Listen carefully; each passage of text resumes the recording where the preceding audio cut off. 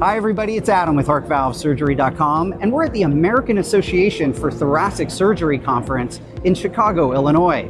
I'm thrilled to be joined by Dr. Ioannis Loumiotis, who is the Director of Aortic Surgery at AdventHealth in Orlando, Florida. Dr. Loumiotis, it is great to see you, and thanks for being with me today. Thank you for the invite. Yeah, so we're here at AATS and we're learning a lot. New research is coming out about valve therapy. We're also getting questions from patients coming at us from all over the world.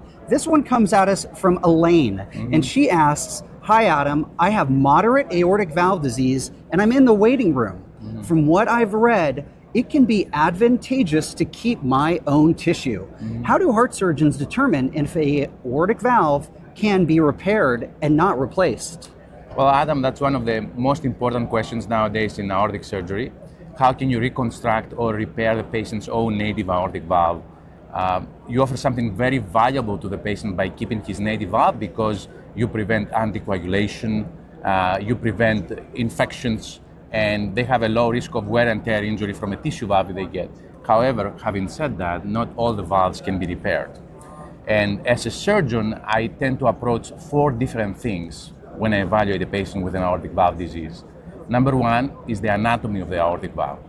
How does the valve look like in the operating room? Does the valve have 2 leaflets or a 3 leaflet valve? Are the leaflets of the valve pliable and thin, or they are thick, fibrotic, and stenotic? The latter obviously precludes a successful repair of this valve. Is there a combined disease, mixed disease, that requires more advanced repair? The second criteria that I usually use is what is the mechanism of the valve failure? Is there any aneurysm that causes the valve to dilate and the leaflets do not coapt very well? Or is there any calcification that affects the leaflets, the annulus, and causes severe disease, not opening the valve? If we have a good tissue quality, generally speaking, but the geometry is not good, we can repair the geometry and the valve is going to work very well. All of these questions, for the most part, can be attained by preoperative imaging. We do the advanced imaging, we have the answers that we need before we go to the operating room. However, the most important test that we have as surgeons is the eyeball test. Surgeons' experience is very important in the operating room to assess the valve and say, you know what, this valve is repairable, or this valve repair is not going to last long. So the surgeon's experience should not be underestimated. It's very important.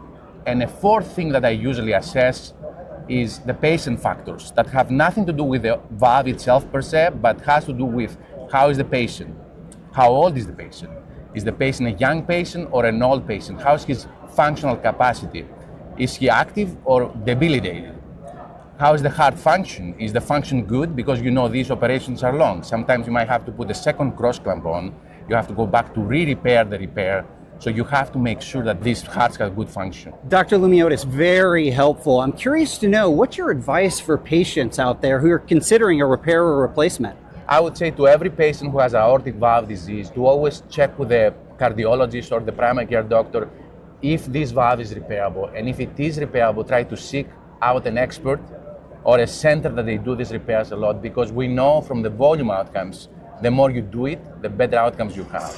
So this is very important for the patients to know. That is great advice. Elaine, I hope that helped you. I know it helped me. And Dr. Loumiotis, on behalf of Elaine and all the people in our community, thanks for everything you and your team are doing at AdventHealth. Thanks for being with me today. Thank you so much. Thank you.